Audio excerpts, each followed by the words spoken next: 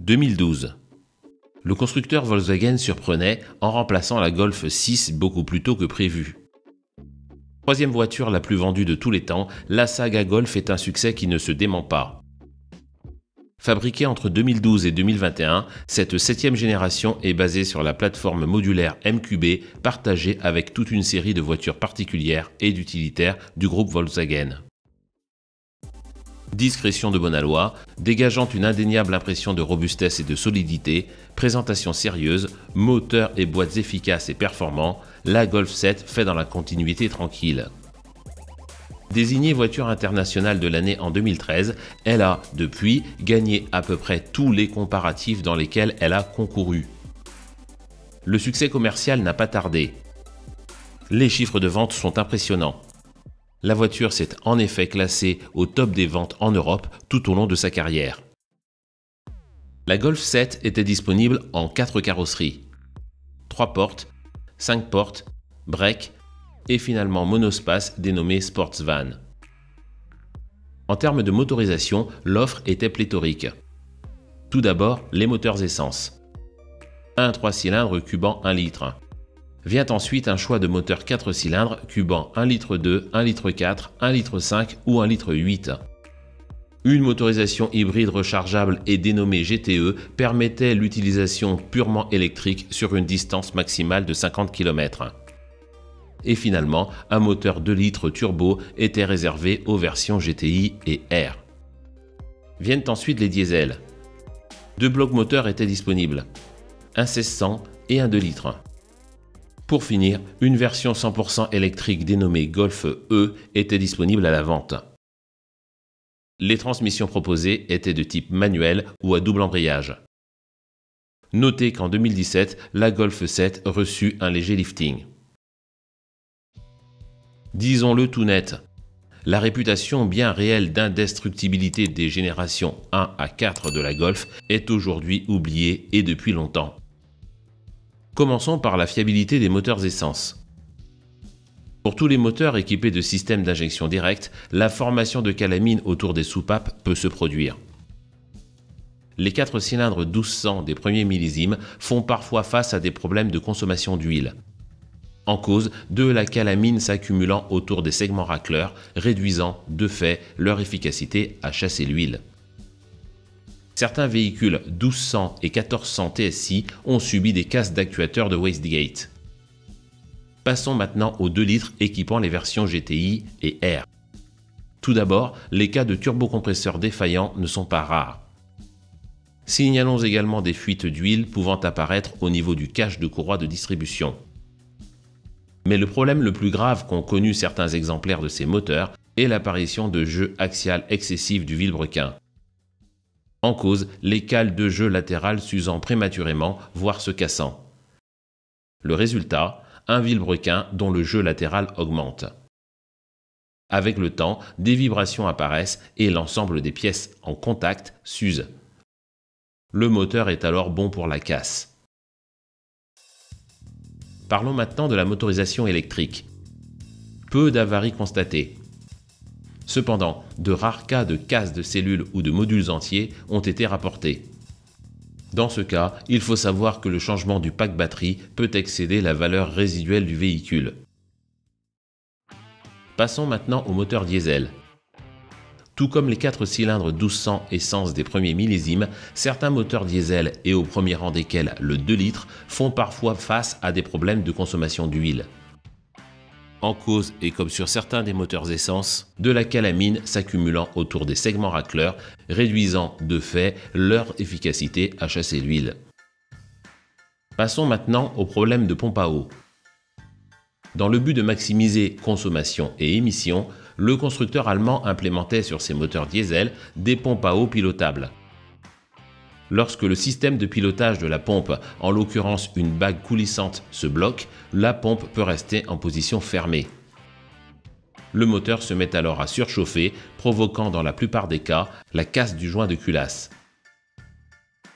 Passons maintenant au système de distribution. Équipés de systèmes à courroie, les moteurs diesel ont connu des problèmes de tendeur défaillant. L'effet, Lorsque la tension dans la courroie diminue trop fortement, il arrive qu'elle saute une ou plusieurs dents. La conséquence finale est presque toujours la casse du moteur. Finalement, comme virtuellement tous leurs concurrents, les moteurs TDI ont connu des problèmes de cristallisation d'AdBlue. Passons aux transmissions. Les boîtes manuelles 5 ou 6 vitesses sont robustes et éprouvées. Le gros chapitre est la boîte DSG. Rappelons que cette boîte à double embrayage est une innovation du groupe Volkswagen. Lorsqu'elle fonctionne, peu d'autres l'égale en termes de rapidité de passage des rapports et douceur de fonctionnement. Seulement voilà, à coup au démarrage ou au passage des rapports, problème de rétrogradage, bruit d'hiver, blocage sur certains rapports, les problèmes sont légion. En particulier sur les versions à embrayage sec. De nombreuses reprogrammations ont été effectuées sur les véhicules concernés par le réseau avec des résultats plus que variables. Les cas ayant nécessité le remplacement du boîtier de gestion du changement de vitesse, voire de la boîte entière, sont loin d'être rares. Cette opération est généralement très coûteuse. Notons également des problèmes pouvant apparaître sur les versions 4Motion.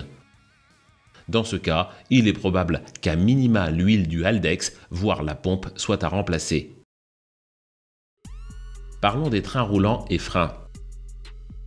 Avarie majeure. Des amortisseurs qui se mettent à fuir. Tant les versions à amortissement traditionnel qu'à amortissement piloté électroniquement sont affectées. Autre avarie fréquente.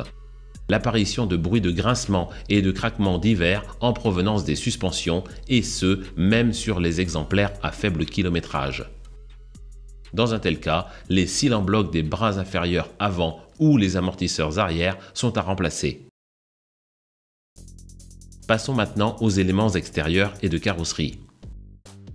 À l'instar de la quasi-totalité des voitures récentes, la résistance de la peinture aux éclats et projections est en chute libre par rapport aux générations précédentes. La poignée d'ouverture basculante du coffre peut également poser des soucis. Parlons maintenant des miroirs de rétroviseur qui ont une propension à se séparer de leur base, à vibrer puis à tomber. Mais aussi, des clients se sont plaints de problèmes de trappe à carburant pouvant rester coincés en position fermée. En cause, le mécanisme de verrouillage de la trappe ou la trappe elle-même. Passons à l'intérieur.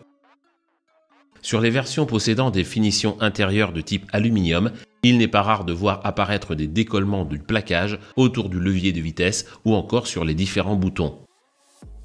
Autre dossier d'importance, la climatisation. De multiples avaries ont été constatées. Tout d'abord, les engrenages des actionneurs en charge du mélange de l'air ambiant et de l'air climatisé peuvent se casser. Des fuites de gaz de climatisation peuvent également survenir. Mais aussi des pannes de compresseurs de climatisation ainsi que la mort prématurée du moteur de ventilateur ont été maintes fois signalées.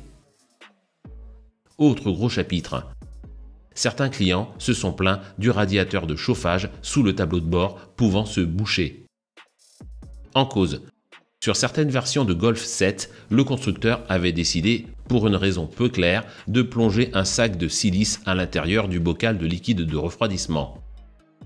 Le déchirement accidentel de ce sachet a pour effet la libération de la silice dans le circuit de refroidissement. Et en cascade, le bouchage du radiateur de chauffage. Mais les problèmes principaux rencontrés par les clients sont de multiples infiltrations d'eau. Premier gros dossier, le toit. Sur les versions à toit panoramique, le toit peut se fissurer sans la moindre raison. Mais aussi, des clients ont dû remplacer leur toit ouvrant à cause de fissures étant apparues dans le cadre intérieur de celui-ci. Autre problème moins courant, des tuyaux d'évacuation du toit ouvrant bouchés. Autre source d'entrée d'eau, les haut-parleurs des portes arrière. Joints périphériques endommagés ou supports plastiques cassés sont à l'origine d'entrée d'eau au sol des places arrière. Mais aussi, des clients ont eu à faire face à de l'accumulation d'eau dans les compartiments arrière latéraux placés derrière le pare-choc arrière. Au fur et à mesure que le niveau d'eau monte, le fond du coffre se retrouve inondé. autre source d'entrée d'eau moins fréquente. La poignée d'ouverture du coffre dont il arrive que le tuyau de drain se bouche. Mais aussi, les feux arrière ainsi que le feu stop peuvent perdre leur étanchéité et laisser entrer de l'eau de pluie ou de l'eau lors du lavage du véhicule. Il semble également que sur certains véhicules, la gaine de guidage des câbles électriques alimentant les accessoires du haillon, devenant lâche, laisse entrer de l'eau après quelques années. Merci à tous d'être fidèles à cette chaîne. Merci également à tous les donateurs. Si vous souhaitez vous aussi soutenir financièrement la chaîne, il vous est possible d'effectuer un don. Deux solutions s'offrent à vous. La première, il vous suffit de cliquer sur le lien dédié à l'intérieur du bandeau. La seconde, il vous est désormais possible d'utiliser les Super Thanks YouTube en cliquant sur le bouton Merci sous chacune des vidéos de cette chaîne. Si vous ne l'êtes pas encore, assurez-vous bien de vous abonner et d'actionner la cloche pour être notifié lorsque de nouvelles vidéos sont publiées.